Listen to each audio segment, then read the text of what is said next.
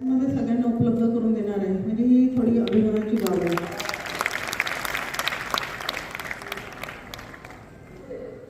स्थावर विभागास 10.95 कोटीचे उद्दिष्ट देण्यात आले होते.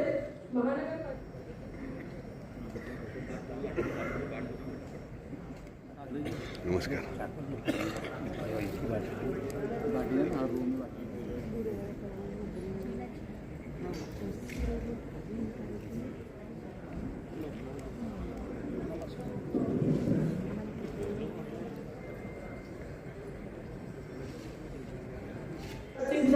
तर सर्वसामान्य लोकांना त्याबाबत फार जास्त इज ऑफ डुईंग बिझनेस मिळेल, तसेच नागपूर महानगरपालिका त्यातून सुद्धा अधिक आर्थिक उत्पन्न मिळण्याची मदत होणार आहे.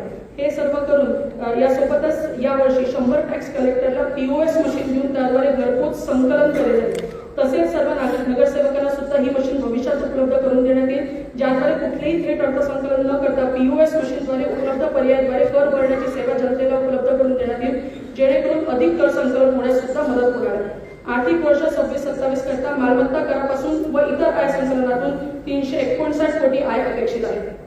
जलप्रदाय विभाग नागपूर महानगराच्या हद्दीत 4.5 लाख नळ जोडण्या, 106 पाण्याच्या टाक्या आहेत, 4650 किलोमीटर वितरित जलवाहिन्यांचे जाळे आहेत. 2026-27 या आर्थिक वर्षाकरता पाणी दरापासून 200 सर्व प्रकल्पावर अधिक लक्ष घालून त्या मार्गी लावण्याचा प्रयत्न करण्यात येणार आहे. हॉकर झोनवर बरेचदा चर्चा झाली.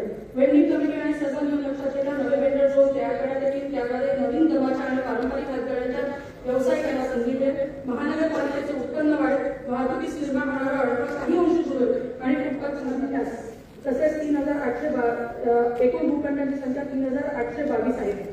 यामध्ये कॉर्पोरेशन कमी नॉन कंपल्सरी येथील एकूण 153 भूखंड महाराष्ट्र शासनाचा फ्री होल्ड तत्वावर त्यांना करण्यात येतील. भाडे तत्वावर दिलेल्या